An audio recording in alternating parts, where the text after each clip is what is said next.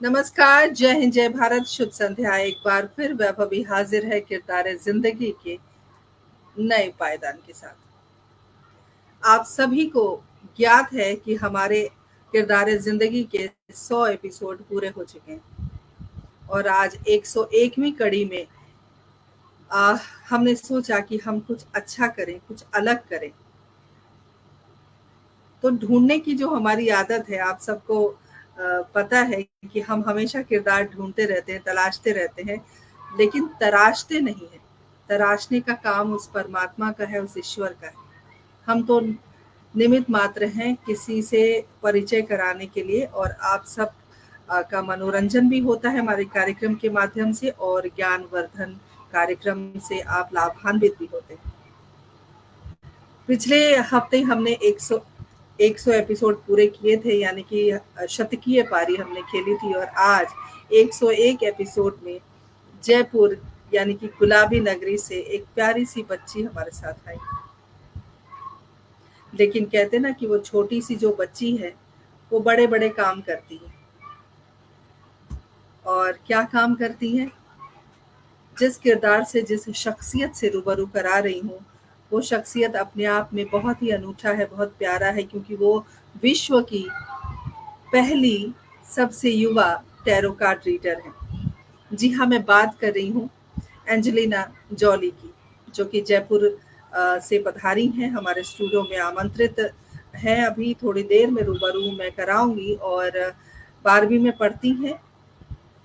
बहुत छोटी सी उम्र से इन्होंने जो ज्योतिष की एक विधा है, टैरो कार्ड, वो इन्होंने शुरू किया पढ़ना, और उसके बाद धीरे धीरे प्रोफेशनली इस जो क्षेत्र में वो आई। और मुझे लगता है कि जो पीढ़ी है आने वाली, उस पीढ़ी के लिए ये एक मिसाल है, क्योंकि हर व्यक्ति चाहता है कि हम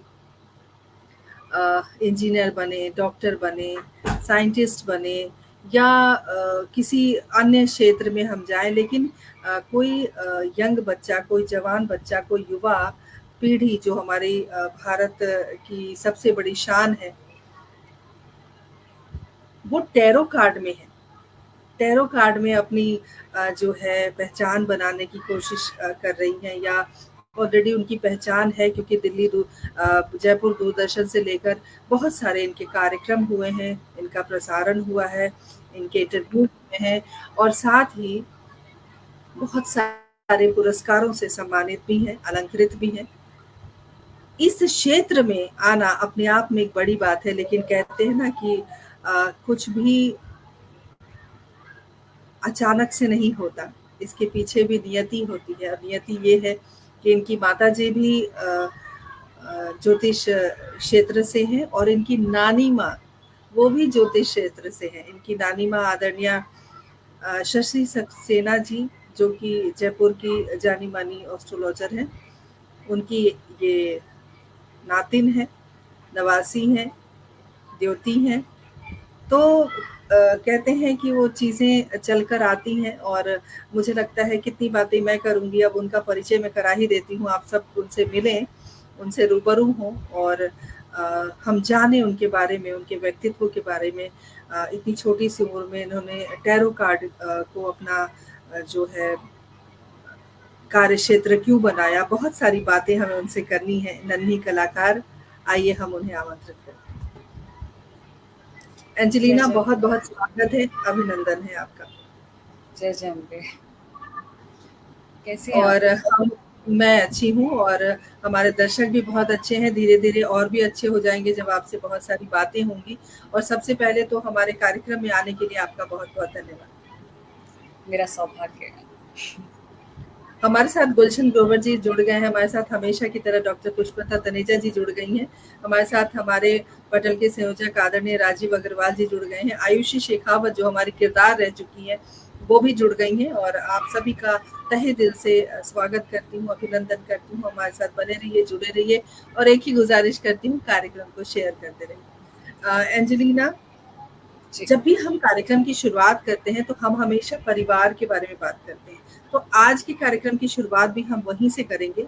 आप अपने परिवार के बारे में बताएँ, हालाँकि थोड़ा बहुत मैंने बता दिया है, लेकिन और भी जो चीज़ें हैं वो हम चाहेंगे हमारे दर्शकों को आप बताएँ। आपका स्वागत है। जी।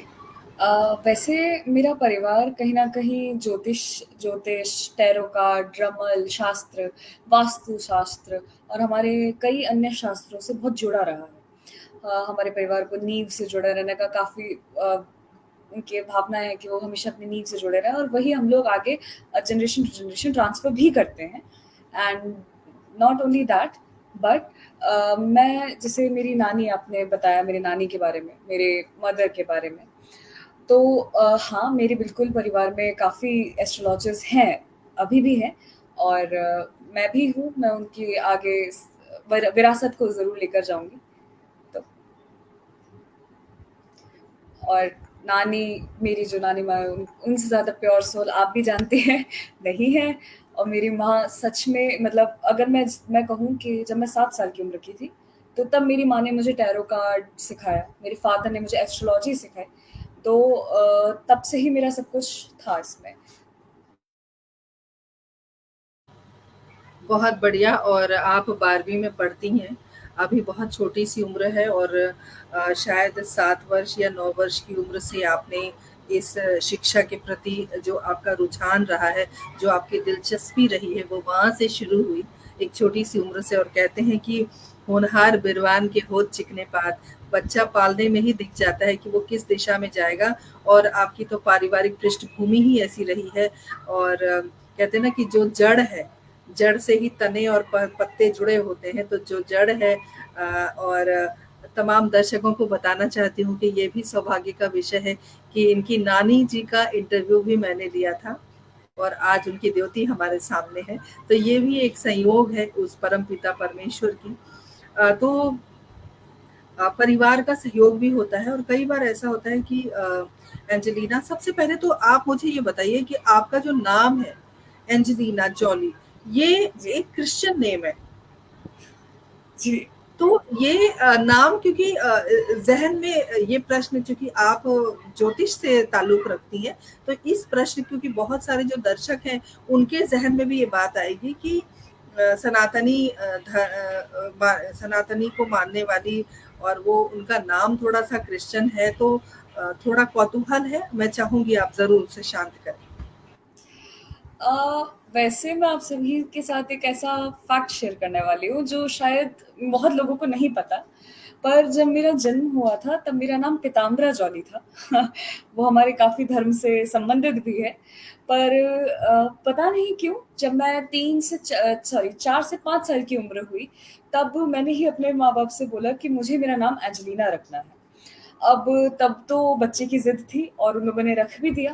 पर अगर मैं अब देखूँ, तो वो थोड़ा बहुत बचपना भी था। पर ज़्यादातर वो देखिए मैं मानती हूँ एंजेलिना एक थोड़ा-सा क्रिश्चियन नाम है, पर क्या फ नाम से क्या फ़र्क पड़ता है? काम भी तो अच्छे होने चाहिए ना।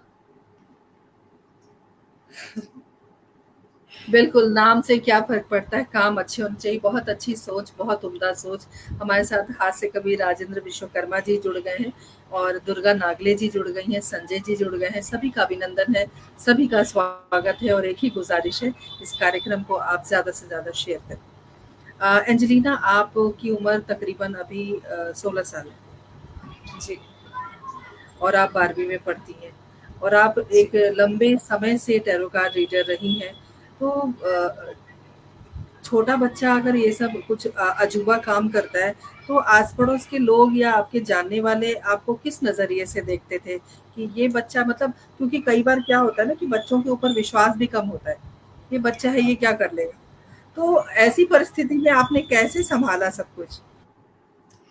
बिल्कुल ये परिस्थितियाँ मेरे सामने आई हैं, कई बार आई है क्योंकि ये तो वाजिब सा सवाल है कि बच्चा है, ये कितना ही कर लेगा, ये क्या ही कर लेगा।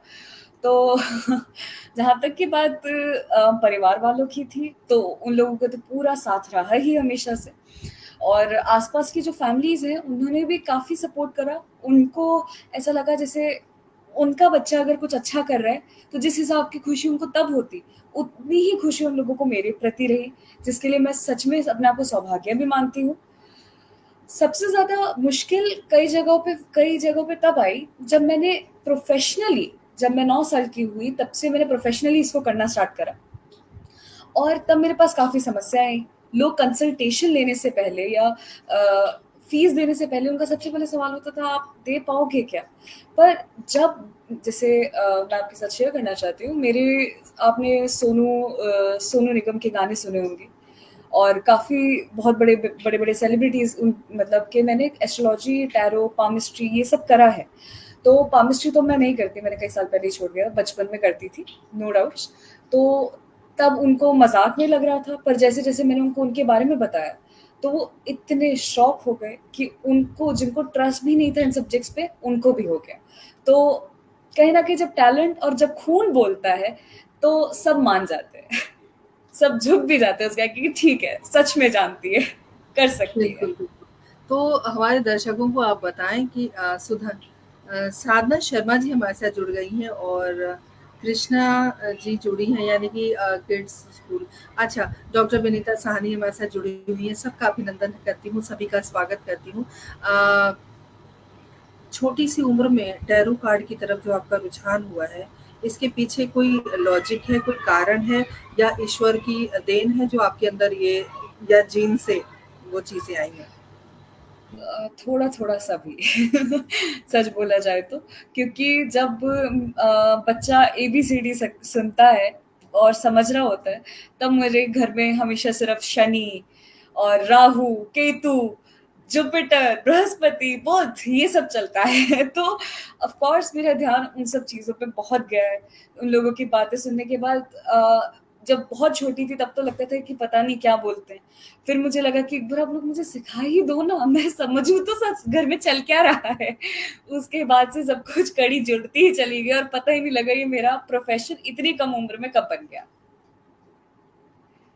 तो जब आप स्कूल जाती हैं, अभी आप 12वीं में पढ़ रही हैं, तो जब आप स्कूल जी। जाती हैं और आपके स्कूल के दोस्त हैं या फिर टीचर्स हैं, उन्हें पता है कि आप टैरो कार्ड रीडर हैं, तो उनका क्या व्यवहार है आपके प्रति या एक खौफ कि इसे तो ज्योतिष पता है या उसका एडवांटेज आपको कभी मिला है, इस तरह से कुछ?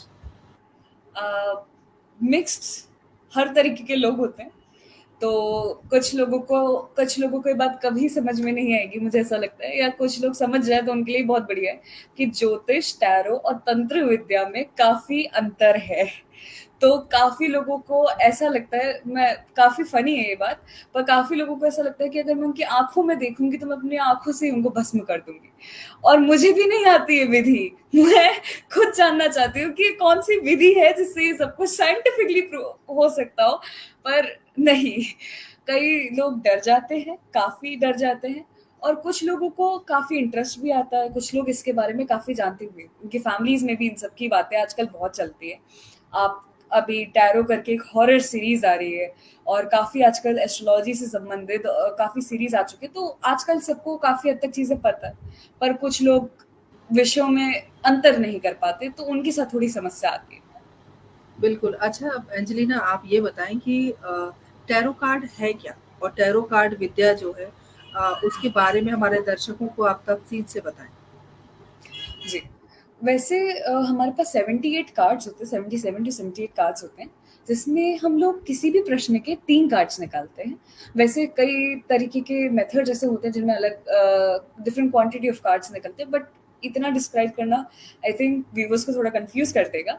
इसलिए शॉर्ट में अगर बताया जाए तो ये 3 कार्ड्स निकलते हैं। एक आपका पास्ट उस सिचुएशन से रिलेटेड जिससे आपने पूछी है, वो प्रेज़ेंट और फ्यूचर बताता है। आप जो पहला कार्ड पिक करते हैं वो आपका अतीत, दूसरा कार्ड वर्तमान और तीसरा कार्ड भविष्य। और कई लोगों का ऐसा मानना है कि आजकल हर हर तरीके के टैरो डेक्स आ गए हैं, इंडियन टैरो कार्ड्स आ चुके हैं। पर जहाँ तक की बात मेरी है, तो मैं राइडर वेट को ही यूज़ में लेती हूँ क्योंकि राइडर वेट ने इजिप्शियन माइथोलॉजी, इंडियन माइथोलॉजी और अपनी खुद की सूझबूझ से बनाया है इन्हें। तो काफ़ी हद तक लोगों को ये भी नहीं पता कि अगर हम टैरो कार्ड और एस्ट्रोलॉजी काफ़ी हद तक सिमिलर है। हमारे जो फर्स्ट कार्ड होता है मतलब सॉरी ज़ीरो कार्ड होता है, ज़ीरो नंबर कार्ड भी होता है हमारे टैरो कार्ड्स में, वो राहु का कार्ड है। नहीं पता लोगों को ये बात। हर नंबर के अलग-अलग कार्ड्स हैं, उससे नंबर और प्लैनेट का कोई संबंध नहीं है, पर हाँ, there are cards related to our planets. और अगर आपकी कुंडली नहीं है, आपके पास आपका जन्म, समय, स्थान, इन सब के बारे में आपकी नॉलेज थोड़ी बहुत कम है आपके बारे में, तो कोई समस्या नहीं है। हम टैरो कार्ड से भी आपका टैरोस्कोप बना सकते हैं, पर इस बारे में मुझे शक है कि कितने लोगों को पता होगा। बहुत अच्छी जानकारी आपने दी, क्योंकि कई बार जो है समाज में बहुत भ्रांतियां हैं ज्योतिष को लेकर भी, टैरो कार्ड को लेकर भी, और बाकी बहुत सारी चीज़ें हैं। और इस बारे में हम थोड़ा आगे भी बात करेंगे। हमारे साथ हमारी किरदार रह चुकी साहित्यकारा, वरिष्ठ साहित्यकारा आदरणीय नमिता राकेश जी जुड़ गई हैं। बहुत बहुत अभिनंदन, स्वागत करती हूँ। बसंत श्रीवास्तव जी जो हास्य कवि हैं जुड़ गए हैं, बहुत बहुत स्वागत, अभिनंदन। प्रियंका मल्होत्रा हमारे साथ जुड़ी हैं, बहुत बहुत अभिनंदन, स्वागत। आप सभी का अभिनंदन है, सभी का स्वागत है। और एक ही गुजारिश है, कार्यक्रम को शेयर कीजिए। बिल्कुल सही कहा आपने कि लोगों के पास जानकारी नहीं है, और जानकारी के अभाव में कहते हैं ना कि सावधानी हटी दुर्घटना घटी। जानकारी के अभाव में, या अभी कल की बात अगर हम ले लें, हाथरस में जो इतना बड़ा हादसा हुआ, वो कहीं न कहीं अंधविश्वास की वजह से हुआ। इतनी भीड़ आ गई और इतना सब कुछ हुआ है। आपको मुझे नहीं पता, नहीं आपको मालूम है कि नहीं, 121 लोगों की मौत हुई है। ये ऑन रिकॉर्ड है, और ऑफ रिकॉर्ड तो पता नहीं कितने लोगों की मौत हुई है उस सत्संग को सुनने के लिए। सत्संग को सुनने के लिए 2.5 लाख लोग इकट्ठा हो गए एक छोटी सी जगह में। तो कहने का मतलब ये है कि चीज़ें जो हैं वो हम कॉम्प्लिकेटेड कर देते हैं। बिल्कुल। शायद हमारे पास नॉलेज नहीं है इस वजह से, या हम कहीं न कहीं, चूँकि जो लोग हैं वो बहुत परेशान हैं। जी। परेशान है, दुखी है, और ऐसी स्थिति में चाहे वो टैरो रीडर के पास चले जाएँ, ज्योतिषाचार्य के पास चले जाएँ, या किसी तांत्रिक बाबा के पास चले जाएँ, सब अपनी परेशानी से निजात चाहते हैं। तो ऐसी सूरत में एज़ अ ह्यूमन बीइंग, या एक बढ़िया, एक बेहतरीन टैरो रीडर के हैसियत से आप क्या कहना चाहती हैं उन तमाम लोगों को? पहली चीज़ तो मैं आप सभी को एक चीज़ ये क्लियर करना चाहूँगी कि आपकी सबकी ज़िंदगी में समस्याएँ हैं, पर मुझे ऐसा लगता है कि हम उसको काफ़ी ज़्यादा कॉम्प्लिकेटेड बना देते हैं। जो असलियत नहीं होती, हमारे विचारों में वो हमारी असलियत बन जाती हैं, और जो तनाव सच्चाई में नहीं होता, उससे ज़्यादा आपके दिमाग में होता है। आए दिन मैं कंसल्टेंसीज़ देती हूँ, तो आए दिन मैं सुनती हूँ कि मुझे ऐसा लगता है कि ये इंसान ऐसा करेगा। जब तक वो इंसान कर ना दे, तब तक आप क्यों सोच रहे हो इतना? आप प्रेज़ेंट में जी रहे हो ना। आपकी आधे से ज़्यादा समस्याएँ भविष्य से रिलेटेड है या अतीत से रिलेटेड है। वर्तमान की समस्याओं के लिए बहुत कम लोग आते हैं आज की डेट में, क्योंकि ज़्यादातर लोगों का ध्यान सिर्फ़ भविष्य पे है या अतीत पे है कि मेरे साथ ये हुआ था, या अब ऐसा हो गया तो क्या होगा? तो वो वाली बात है। और जहाँ तक की बात टैरो एस्ट्रोलॉजी की है, मैं आप सभी को एक चीज़ बताना चाहती हूँ। आप सभी जीपीएस से वाकिफ़ हैं। जीपीएस क्या है? नेविगेटर होता है। आपको किसी रेस्टोरेंट में जाना है, आप रेस्टोरेंट का एड्रेस डाल दीजिए, तो आपको रास्ता बता देगा। जाना नहीं जाना आपके हाथ में है, गाड़ी तो आप ही चला रहे हैं ना। तो ज़िंदगी भी वो सड़क ही है जिस पे जाना नहीं जाना आपके हाथ में है, गाड़ी का स्टीयरिंग व्हील भी आप ही के हाथ में है। एस्ट्रोलॉजर, टैरो कार्ड कंसल्टेंट्स सिर्फ आपको ये बता सकते हैं कि यहाँ से राइट टर्न ले लीजिएगा, नहीं तो गड़बड़ हो जाएगी। कई लोगों को ये बात का डाउट रहता है कि मैंने उस फलाने एस्ट्रोलॉजर से पूछा था कि और उन्होंने मुझे कि मेरी हेल्थ कैसी रहेगी, और उन्होंने मुझे बताया बहुत बुरी रहेगी, पर मेरी तो हेल्थ अच्छी है।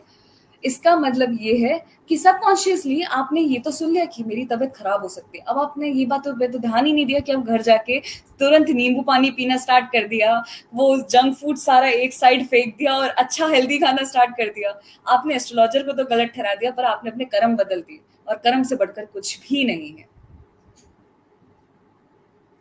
बहुत बढ़िया, कर्म से बढ़कर कुछ भी नहीं है। बहुत अच्छी बात आपने कही, और सभी आपकी बात से सहमति जता रहे हैं। बहुत सारे संदेश हम तक पहुंच रहे हैं, मैं आपको दिखाती हूँ। और अच्छा, जैसे कि आपने कहा कि अगर किसी के पास जन्म तिथि नहीं है, या कहाँ बर्थ प्लेस जहाँ भी पैदा हुए हों, या बाकी चीज़ें नहीं है, टैरो कार्ड किस तरीके से किसी का भविष्य बताता है?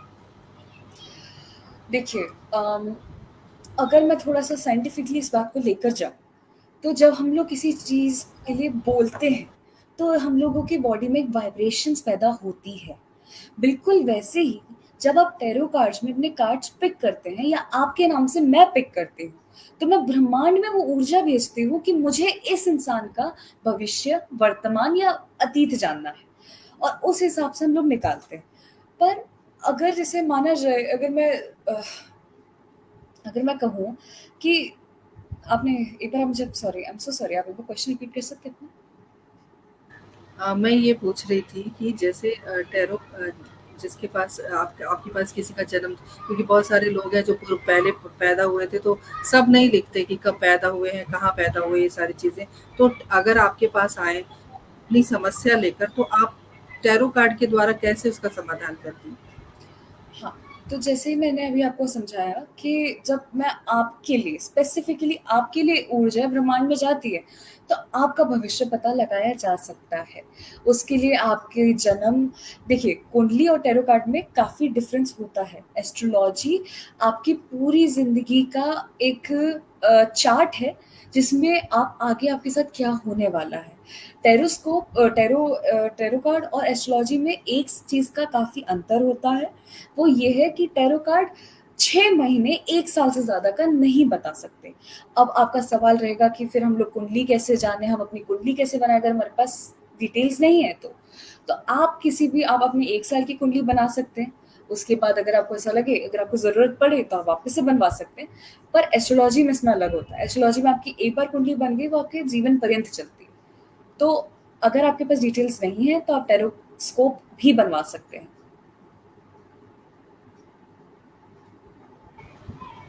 दर्शकों से अपील है, अगर आपके जीवन का के बारे में कुछ आपको जानना है या कोई अपने भविष्य के बारे में जानना है हमारे टैरो कार्ड रीडर से, तो आप पूछ सकते हैं प्रश्न।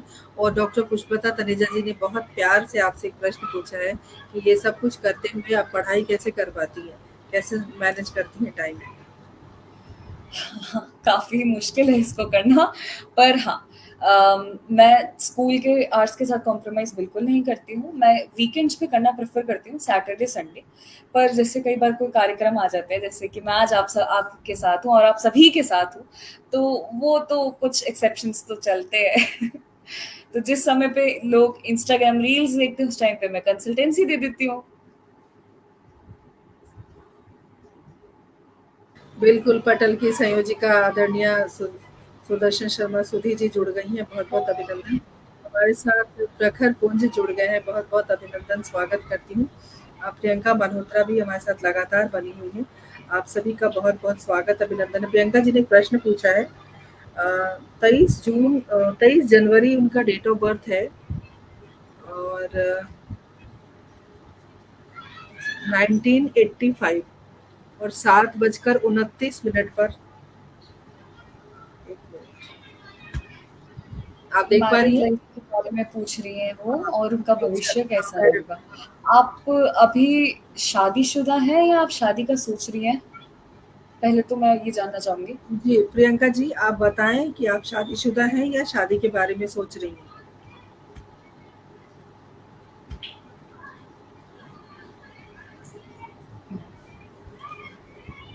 येस, मैरिड, ठीक है।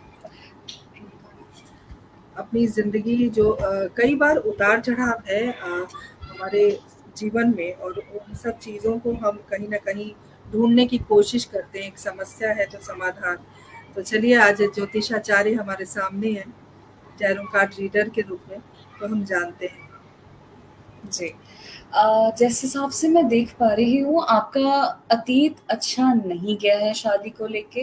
डाइवोर्स जैसे पॉइंट्स भी आए होंगे, पर काफ़ी हद तक पहले से बहुत इम्प्रूवमेंट है, पहले से सब कुछ बेटर होता जा रहा है और काफ़ी मटेरियलिस्टिक चीज़ें आप लोग गेन करते हुए भी आगे दिख रहे हैं।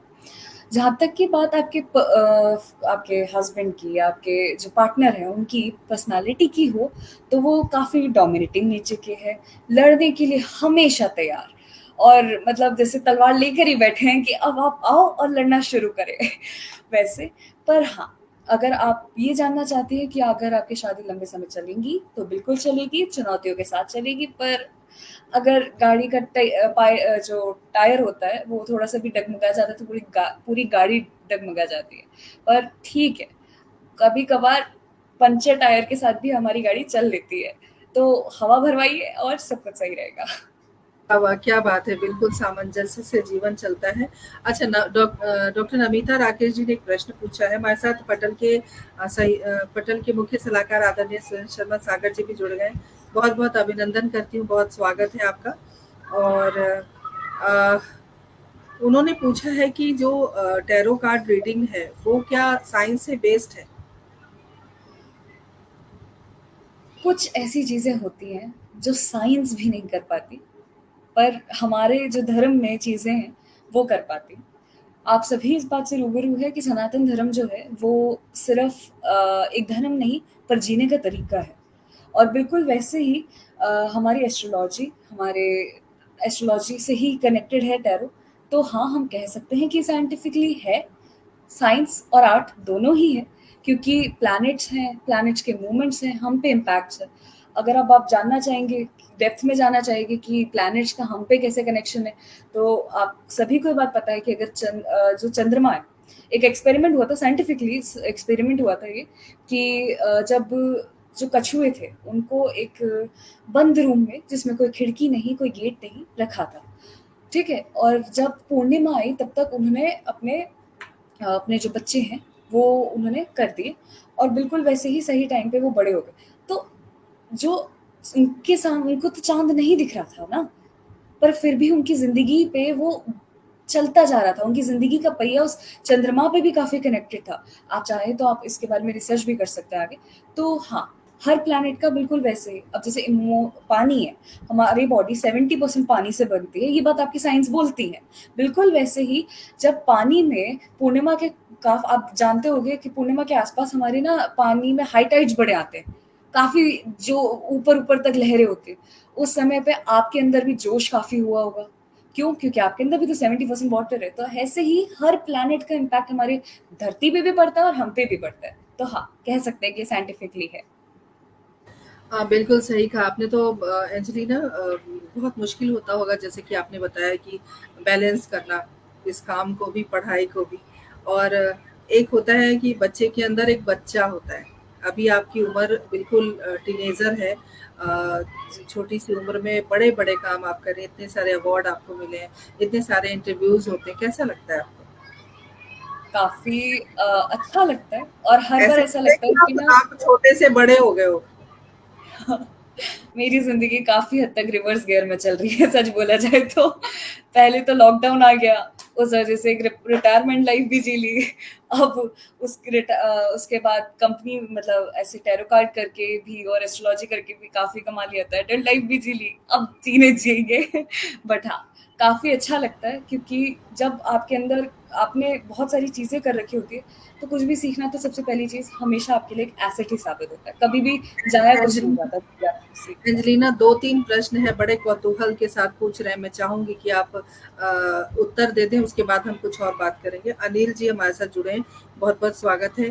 प्रियंका जी बार-बार पूछ रही हैं कि सेपरेशन कर सकते हैं या क्योंकि रिश्ते में बहुत कड़वाहट आ गई है, तो सेपरेशन सही है इनके लिए या सुधार की गुंजाइश है?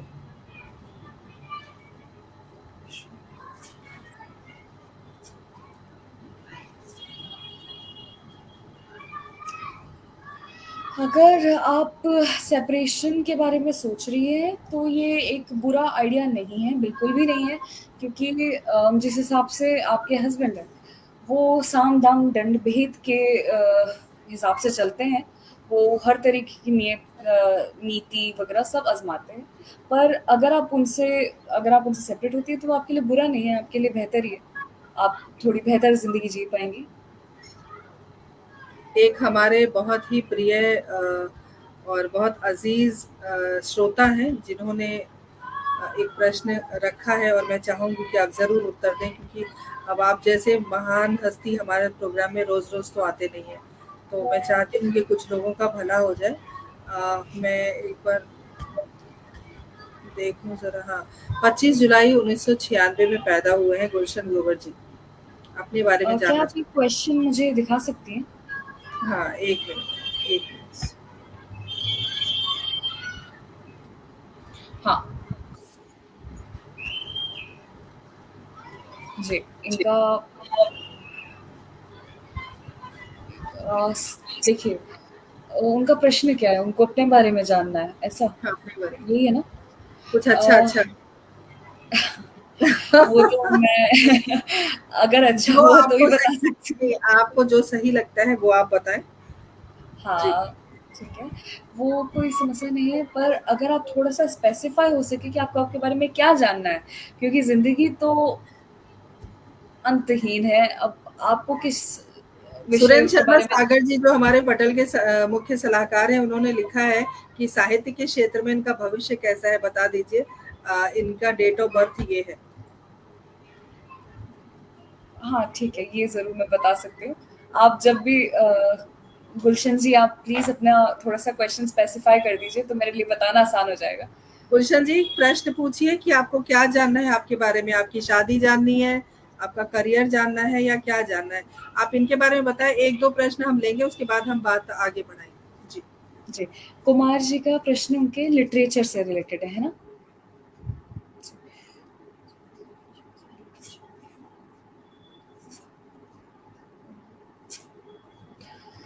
देखिए, वर्तमान में मुझे ऐसा लग रहा है कि आपका काफ़ी जुड़ाव आ चुका है आपके लेखन से और लिटरेचर से। पर हाँ, अगर आप इसको कंटिन्यू करते हैं, तो आपके लिए धन लाभ के लिए काफ़ी अच्छा है और फ्यूचर आपका काफ़ी ब्राइट है, पर थोड़ा-सा स्ट्रेस बने रहना और प्रेशर बहुत ज़्यादा रहेगा। तो अगर आप पैसे के हिसाब से देखते हैं, तो काफ़ी अच्छा भविष्य होता हुआ दिख रहा है। पर अगर आप इमोशनल, मेंटल हेल्थ के हिसाब से देखते हैं, तो काफ़ी प्रेशर बना रहेगा और तनाव बना रहेगा। और मैं उम्मीद करती हूँ कि इतना तो आप कर ही सकते हैं। और और अगर पर मान-सम्मान की दृष्टि से देखें तो? मान-सम्मान पूर्ण है, वो पूरा मिलेगा, बस थोड़ा-सा तनाव रहता है कि कैसे कहानी को पूरा करें, या वैसा वाला तनाव खूब रहेगा। बहुत बढ़िया। अच्छा, अब इनका प्रश्न आया है कि शादी हाँ, होगी या नहीं होगी? जी। वो मैं बता देती हूँ, 1 सेकंड।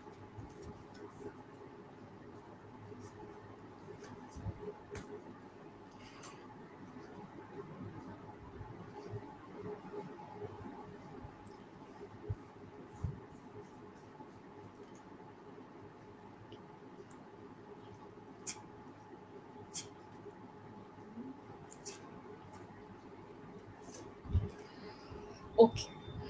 देखिए, माँ दुर्गा की उपासना करना आपकी शादी के लिए काफ़ी बेहतर साबित होगा, अगर आपको जल्द से जल्द शादी करवानी है तो।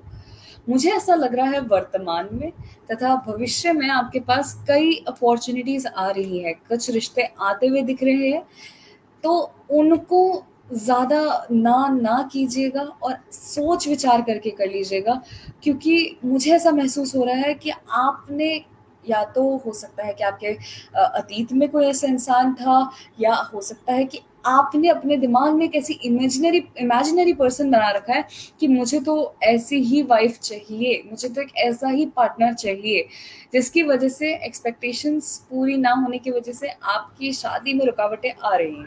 पर फिर भी माँ दुर्गा की उपासना आपके लिए सबसे बेहतर रहेगी।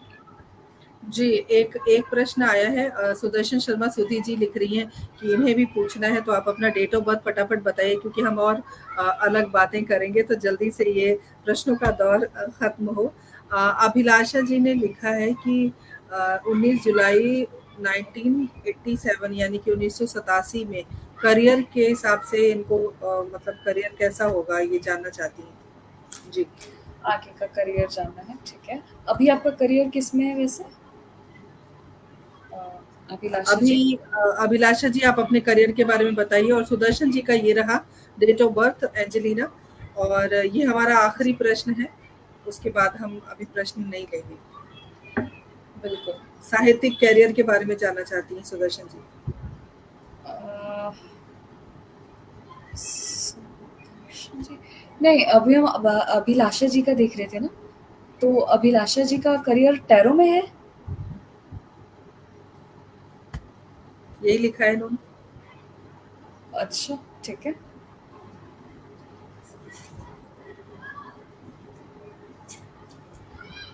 ये ये तो बहुत गंभीर सवाल पूछ लिया आपने एक टैरो कार्ड रीडर से अपने बारे में। ये तो बहुत गलत बात है अभिलाषा जी, आपको पहले बताना चाहिए था। एनीवे आपके लिए थोड़ा सा मुश्किल है, कोई नहीं, आप अपना काम कीजिए जी। जी। देखिए, जो अतीत था उसमें आपने काफ़ी गेनिंग्स भी करी हैं और उससे ज़्यादा दिखाया भी है, ठीक है? पर वर्तमान में थोड़ा-सा इमोशनल लॉस जैसा महसूस हो रहा है आपको। कहीं न कहीं जितना आपने एक्सपेक्ट करा था, उससे काफ़ी कम चीज़ें मिल रही है। फ्यूचर आपका नो डाउटेडली काफ़ी अच्छा है कंसल्टेशन में, आप एक बहुत अच्छे काउंसलर बन सकती हैं और मतलब सिर्फ काउंसलर ही नहीं पर एक इमोशनल एंड स्पिरिचुअल कोच भी आप बहुत अच्छे बन सकते हैं। फैमिली जैसे जिन लोगों के डिवोर्स के केसेस होते हैं या जिन लोगों के ब्रेकअप और ऐसे जो कंसल्टेशंस आती हैं लव लाइफ से रिलेटेड, उसमें आप काफ़ी अच्छा कर सकती हैं। बढ़िया, बहुत-बहुत शुक्रिया आपका एंजेलिना, इतने सारे प्रश्नों का उत्तर दिया। एक उत्तर आप ये भी दें जी। सुदर्शन जी, क्योंकि हमारी ख़ास हैं ये और इनके प्रश्न का उत्तर देना मेरे लिए भी ज़रूरी हो जाता है। जी। जी, बताइए, इनका प्रश्न क्या है? इनका प्रश्न ये है कि इनको ये भी चूँकि कवयित्री हैं, तो अपने साहित्य क्षेत्र में जानना चाहती हैं कि क्या भविष्य है उनका? अच्छा। और उसके बाद एक आखिरी प्रश्न हम लेंगे अनिल जी का, क्योंकि वो फाइनेंशियली प्रॉब्लम में है इस वक़्त। उसके बाद हम कोई प्रश्न नहीं लेंगे, तमाम दर्शकों से मैं क्षमा प्रार्थी हूँ। देखिए, अभी मुझे ऐसा लग रहा है कि आपके दिमाग में काफ़ी या तो कहानियाँ खूब सारी है या खूब सारी चीज़ें हैं लिखने के लिए, पर लिखने का समय नहीं मिल पा रहा, तो कभी परिस्थितियाँ नहीं बन पा रही, है ना? और या फिर कभी-कभार तो इतने सारे आइडियाज़ आ जाते हैं लिखने के लिए और कभी-कभार तो बिल्कुल कुछ भी नहीं आता। वैसी सी सिचुएशन और परिस्थितियाँ भी बनी हुई हैं। भविष्य में हो सकता है कि आप कोई किताब आपकी लॉन्चिंग हो सकता है कि आपकी बेसिकली उन्नति दिख रही है मुझे। पहले से बेहतर सिचुएशंस में आप दिख रहे हैं फाइनेंशियली और लिटरेचर एज़ वेल, पर एक आपको ना तनाव ज़रूर बना रहेगा क्योंकि आपको ऐसा लग रहा है कि आप पता नहीं अच्छा कर पा रही हैं, नहीं कर पा रही हैं, उस वज़ह से आप ओवरथिंक काफ़ी कर रही हैं चीज़ों को, जबकि आपके आस-पास के करीबी जानकार, दोस्त, परिवार वाले आपके लेखक की काफ़ी तारीफ़ भी कर रहे हैं और चर्चा भी कर रहे हैं। भविष्य में आपके पास रिसेंटली एक अपॉर्च्युनिटी भी आती हुई दिख रही है भविष्य में, जो आपको आपके करियर के लिए बहुत अच्छा बूम देने वाली है। तो काफ़ी अच्छा समय आ रहा है करियर के लिहाज़ से। बहुत-बहुत शुक्रिया एंजेलिना, बहुत शुक्रिया। बस एक आखिरी प्रश्न, अनिल जी ने लिखा है, इनकी डेट ऑफ बर्थ है और फाइनेंशियली प्रॉब्लम में है, तो हम चाहते हैं कि इनका भला हो जाए। जी।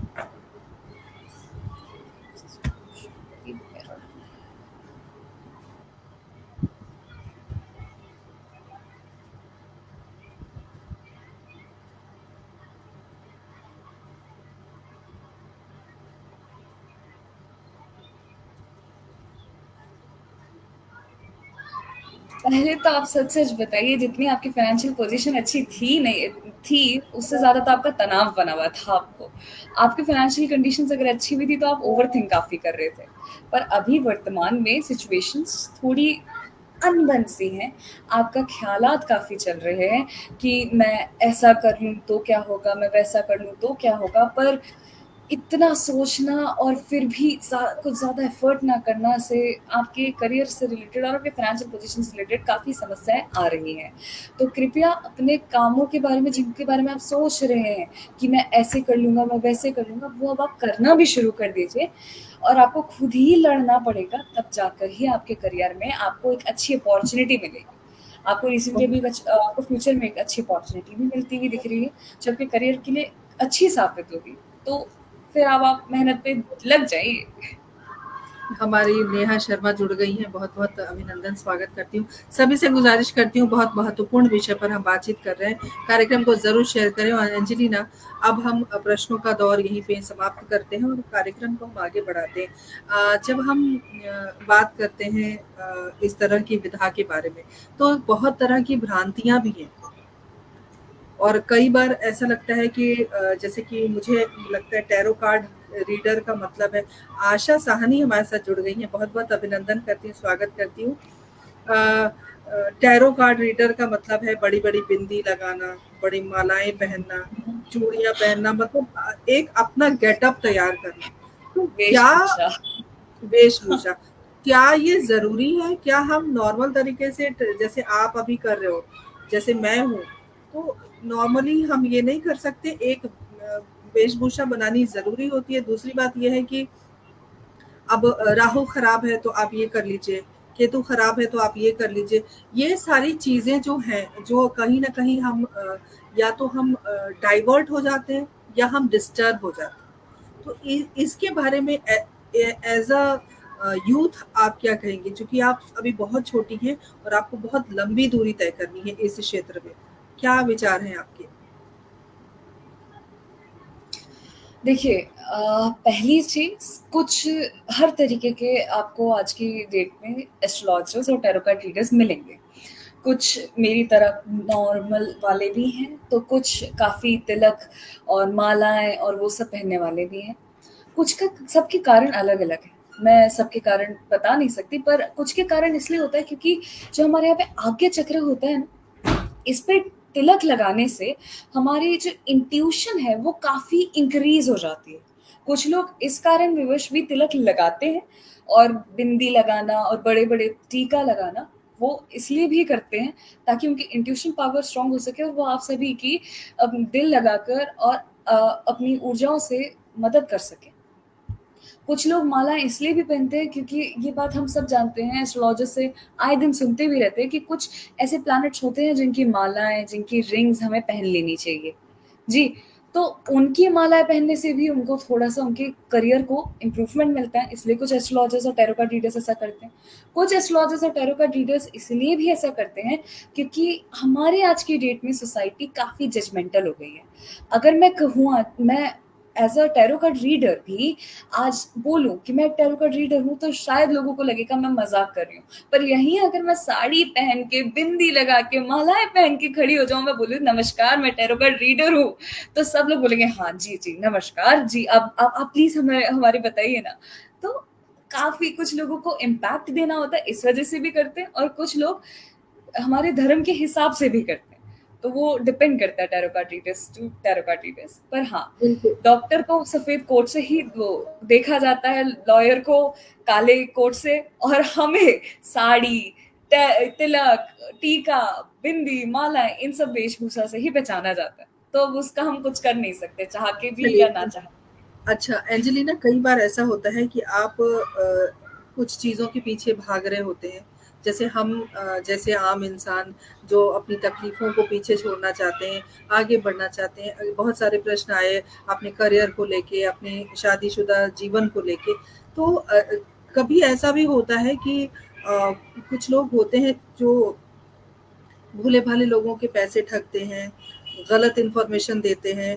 तो ऐसी सूरत में आप क्या कहना चाहेंगी? देखिए, आजकल की अगर आज देखा जाए तो हर दूसरे घर में एक टैरो कार्ड रीडर, एक एस्ट्रोलॉजर है। और ये बात आप सभी मानेंगे कि आजकल 99 रुपीज़ में, 9 रुपीज़ में आपको इन सब के कोर्सेज़ अवेलेबल हैं।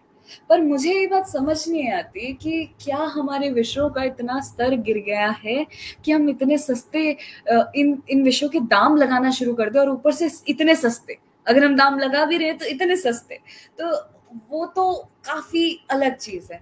फिर अब 9 रुपए में, 99 रुपीज़ में आपको कितना ज्ञान मिलेगा? वो इंसान भी आपको 10% ही ज्ञान देगा, और ज्ञान ना होने से ज़्यादा अधूरा ज्ञान हिंसाकारी होता है। सबसे ज़्यादा प्रॉब्लम ही वहीं आती है जब वह आपके पास अधूरा काम का ज्ञान होता है। नीम हकीम खतरे जान। जी, आप समझ गए। और सबसे बड़ी दुविधा तब आती है जब कुछ एस्ट्रोलॉजर्स, जिनके मैं नाम अभी नहीं लूँगी, पर वो लाख-लाख रुपए की पूजाएँ आपसे इसीलिए करवा देते हैं, जिनकी जो पूजा हो सकता है 30,000 में हो जाए, पर उनका लाख रुपए का जो कमीशन लगता है ना, वो इसलिए हो जाता है कि ठीक है, आप जा रहे हो, आप उनसे पूजा करवा रहे हो, लाख रुपए उन्होंने आपसे ले भी लिए। अब अगर आपका काम नहीं हुआ, तो दूसरी पूजा करवाइए, और अगर हो गया, तो वो तो भगवान है ही। तो ये धंधा बना लिया, बिज़नेस बना लिया लोगों ने इस विषय को, जबकि ये था नहीं। बिल्कुल भारत देखिए ऋषि मुनियों का देश रहा है हमेशा जी, से। चमत्कार होते आए हैं। आज मैंने अपने फ़ेसबुक पेज पर एक छोटा-सा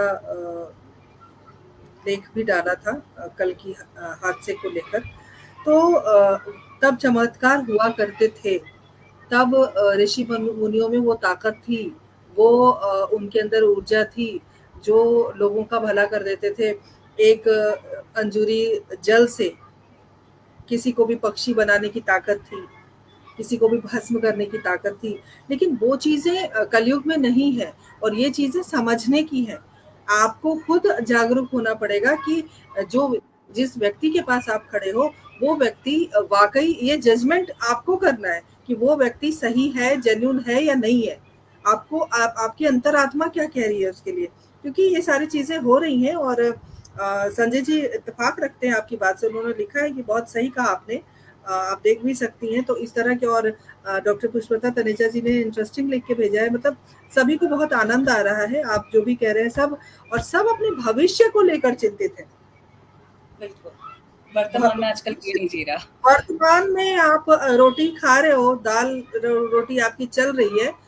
ये कोई मायने नहीं रखती बात, लेकिन भविष्य में आपकी गाड़ी होगी कि नहीं, आपका बंगला होगा कि नहीं, वो चिंता में ही जो इस तरह की घटनाएं हो रही हैं और इस तरह की जो बातें होती हैं वो इन्हीं कारणों से होती हैं।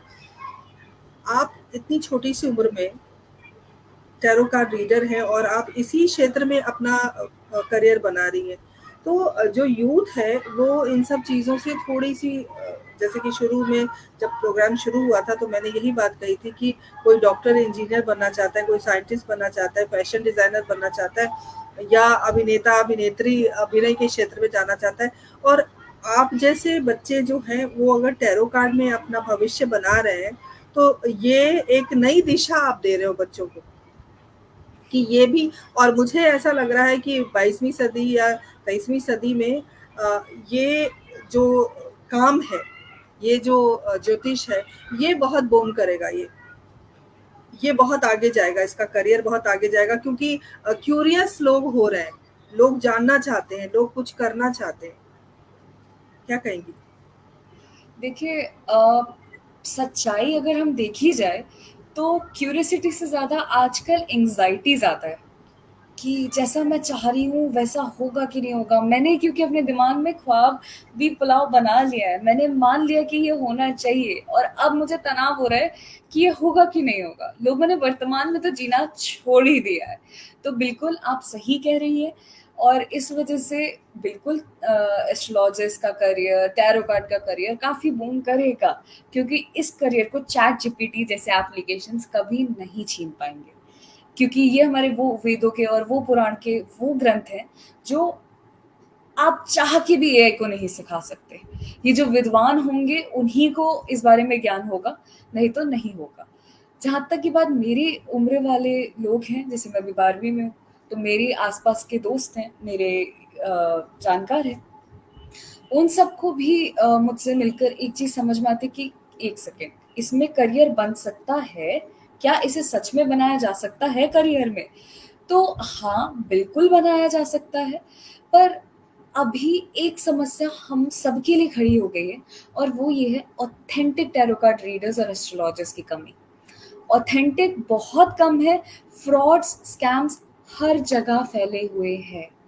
और मुझे ये समझ नहीं आता कि जब हमारे विषय इतने अच्छे हैं, इतने इंटरेस्टिंग हैं, तो हम पढ़ने की बजाय कुछ भी बोलना की शुरू कर देते हैं, कमाने के चक्कर में। तो ये एक बहुत बड़ी समस्या है जिसकी वजह से या अब 2 विकेट सिचुएशन है। आधी जनता इसमें चली जाएगी कि ये लोग कुछ भी करते हैं क्योंकि उन लोगों के पास गलत एस्ट्रोलॉजर्स और गलत गाइडेंस थी और आधी जनता इन पे इसलिए विश्वास कर लेंगी और बूम कर लेगी क्योंकि उनको पता है कि अगर उनको का भविष्य पता लग सकता है तो कौन नहीं जानना चाहेगा।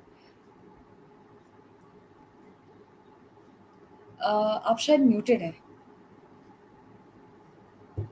नेहा शर्मा जी ने एक प्रश्न पूछा है कि मैंने स्क्रीन पे रखा है कि जो कितने परसेंट ये काम करता है और क्या एस्ट्रोलॉजी न्यूमरोलॉजी से बेहतर है या उसी के समकक्ष है या उसी की तरह है या उससे ज़्यादा अच्छा है। ये भी एक कौतूहल होता है और हम चाहेंगे कि आप इस कौतूहल को शांत करें। उससे पहले एक बात और मैं जानना चाहती हूँ कि जो कोमल मन है आपका, वो इन जी। सब चीज़ों में कहीं उलझ तो नहीं गया है? अभी तक तो नहीं अभी तक तो नहीं, क्योंकि मुझे करने में सच बोलूँ तो दिल से बहुत अच्छा लगता है, तसल्ली मिलती है और आत्मा को सुकून मिलता है, ये सब तो करने पूरी में। तो दिनचर्या क्या है आपकी? हमारे दर्शकों को अपनी दिनचर्या बताएँ। जी, मैं सुबह स्कूल जाती हूँ सबसे पहले। स्कूल से आने के बाद मेरी कोचिंग्स भी रहती हैं, तो मैं जो 3 से 4 बजे का टाइम होता है, मैं या तो तब कंसल्टेंसीज़ देख लेती हूँ, नहीं तो मेरी प्रायोरिटी रहती है कि मैं सैटरडे, संडे, वीकेंड्स पे ही कंसल्टेशंस लूँ। मैं आप सभी को एक चीज़ शेयर करना चाहती थी, वो ये थी कि अब मैंने 2023 में स्कूल जॉइन करा है, उससे पहले 2020 में मैंने स्कूल छोड़ दिया था। तब मैं 6th स्टैंडर्ड पे थी और 2023 में मैंने 11th स्टैंडर्ड जॉइन करा था। उसके पीछे का कारण ये है कि मैंने 3 क्लासेस एक साथ जंप करी थी। तो जब मैंने ये सब करा, तो उस समय मैं घर पर ही थी, तो उस समय पे मैंने अपना पूरे-पूरे दिन सिर्फ़ यही काम पे लगाया है और इससे काफ़ी हद तक कमाया भी है और कई कैंप्स में मैंने निःशुल्क भी करा है, क्योंकि समस्या सबकी है और अगर किसी को थोड़ा बेहतर महसूस हो मेरी वजह से, तो इससे बढ़िया क्या ही हो सकता है। बहुत बढ़िया अंजलिना, बहुत सारी शुभकामनाएँ आपको और प्रियंका मल्होत्रा जी का एक प्रश्न है कि कैसे हम पता करें कि कौन-सा टैरो कार्ड रीडर या एस्ट्रोलॉजर सही है, कौन-सा नहीं है? ये एक बड़ी समस्या है, इसको कैसे आकलन करें हम? देखिए देखिए, जो एस्ट्रोलॉजर्स होते हैं, उनके वार्तालाप से, चर्चा से ही आपको समझ में आ जाएगा किसके पास कितना ज्ञान है।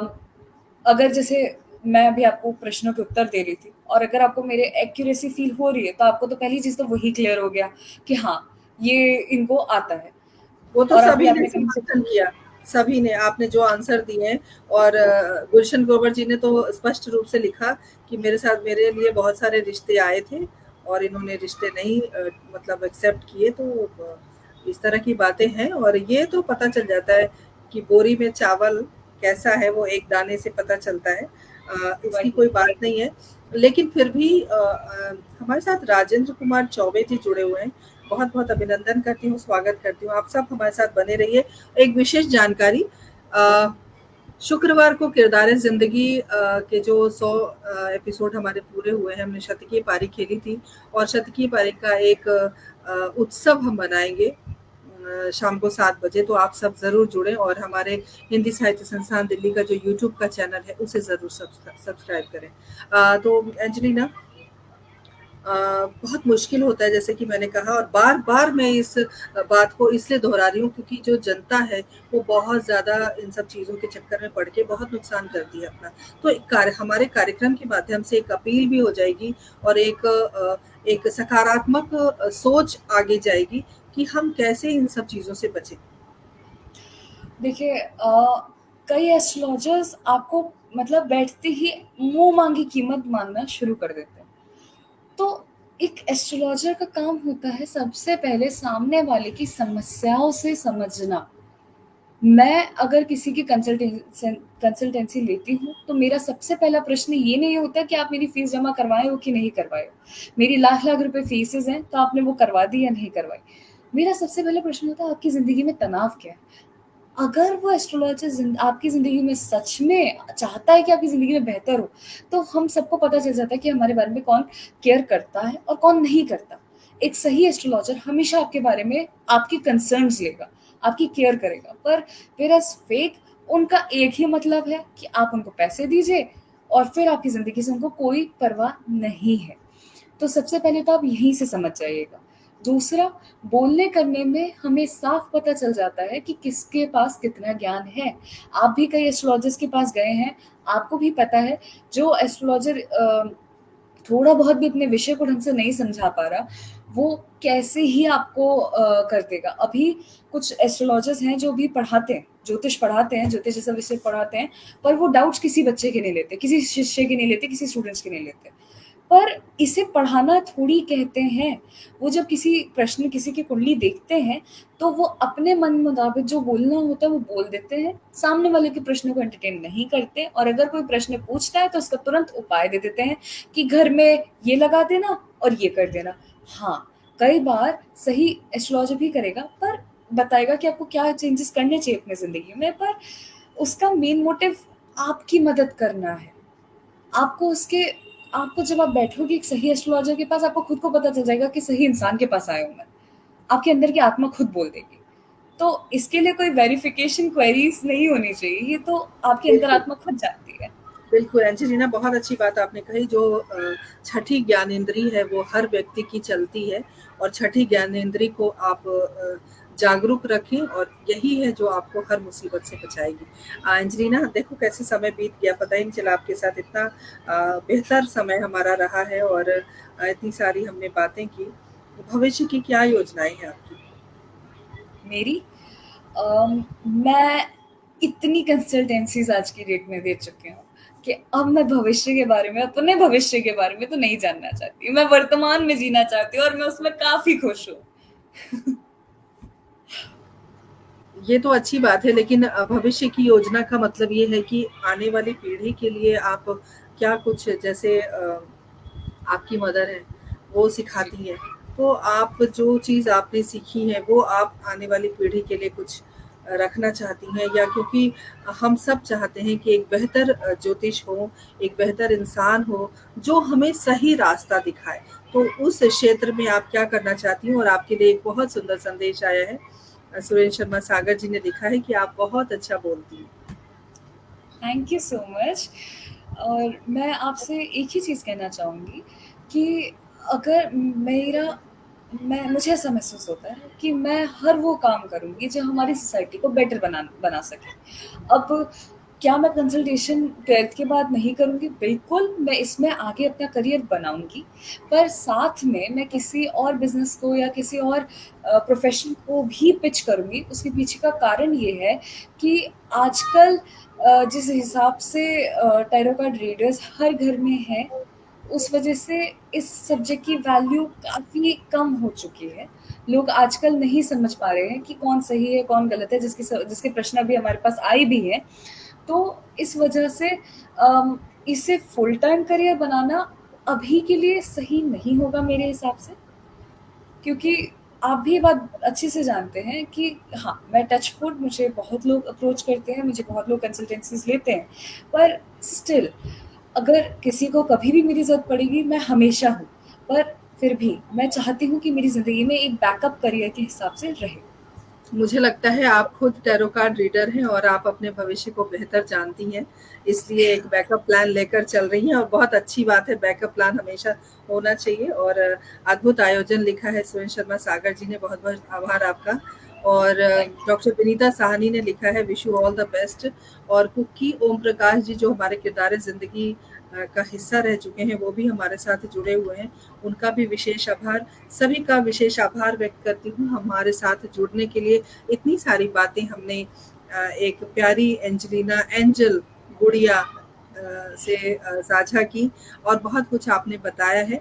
और हाथ से कभी राजेंद्र विश्वकर्मा जी ने पूछा है कि 12वीं में कितने परसेंट आपके आए, तो 12वीं की परीक्षा ये 2025 में देंगी, मैं आपको बताना चाहती हूँ। अभी ये 12वीं में पढ़ रही हैं। हाँ।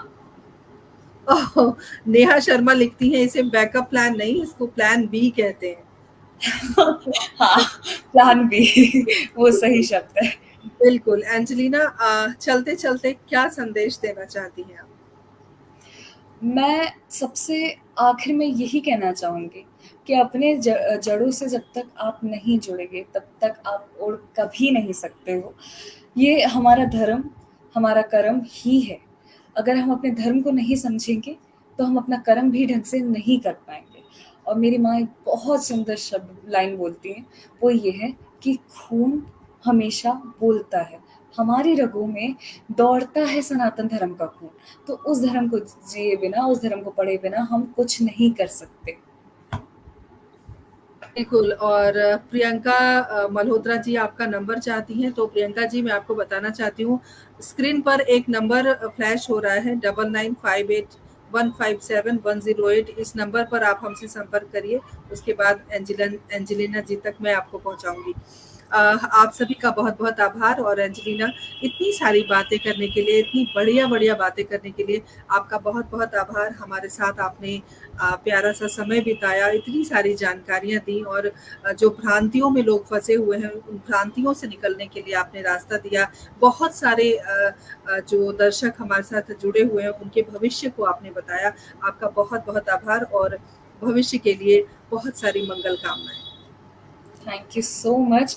और आप सभी जो हमारे साथ लाइव में जुड़े, उन सबको भी बहुत-बहुत धन्यवाद कि आप हमारे साथ बने भी रहे 1 घंटा, और उसके लिए बहुत-बहुत धन्यवाद। And thank you so much, आपकी वजह से मैम मैं यहाँ पर हूँ। आप सभी से कनेक्ट भी हो पा रही हूँ। आप हमारी वजह से नहीं हैं, आप जो काम करती हैं वो उस काम के माध्यम से आप यहाँ तक पहुँची हैं, क्योंकि काम जो कर्म है वो कर्म ही आपको आगे प्रसिद्धि दिलाता है। तो इस कर्म को करते रहिए, लोगों की भलाई करिए, अच्छे-अच्छे लोगों के संपर्क में रहिए, और हमारे जो हमारी नई पीढ़ी है उसको नई दिशा दीजिए, वो भटके ना, वो इधर-उधर जाए ना। उसके लिए मैं चाहूँगी कि आप ईश्वर से कामना करें, हम भी कामना करते हैं, और अगली बार नए किरदार के साथ फिर हाज़िर होंगी। तब तक के लिए आज्ञा दीजिए। नमस्कार। जय हिंद, जय भारत, शुभ रात्रि। जय हिंद, जय भारत, जय सनातन धर्म की। जय श्री राम। जय